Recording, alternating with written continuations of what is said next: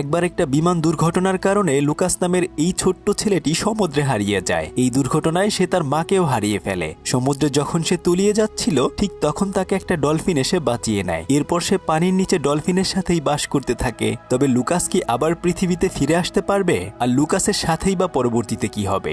এমনই অসাধারণ একটা কাহিনী নিয়ে নির্মিত ডলফিন বয় মুভির গল্প আজকে আপনাদেরকে শোনাবো। কথা দিচ্ছি গল্পটি আপনাদের ভীষণ ভীষণ ভীষণ ভালো লাগবে। আর হ্যাঁ, আমাদের সিনেমন অ্যানিমেশন চ্যানেলটি সাবস্ক্রাইব করতে ভুলবেন না কিন্তু। তো চলুন গল্পটি শুরু করা যাক।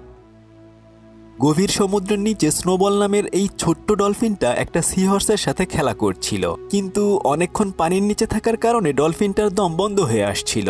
তাই সে পানির উপরে এসে একটু নিঃশ্বাস নিয়ে আবার নিচে যায় খেলা করতে। তবে এবার সে আর ওই সি হর্সটাকে দেখতে পায় না। সে এদিক সেদিক তার বন্ধুকে তখন খুঁজতে থাকে। যখন সে তাকে খুঁজছিল তখন সে খেয়াল করে একটা জায়গা থেকে নীল রঙের আলো আসছে। তাই সে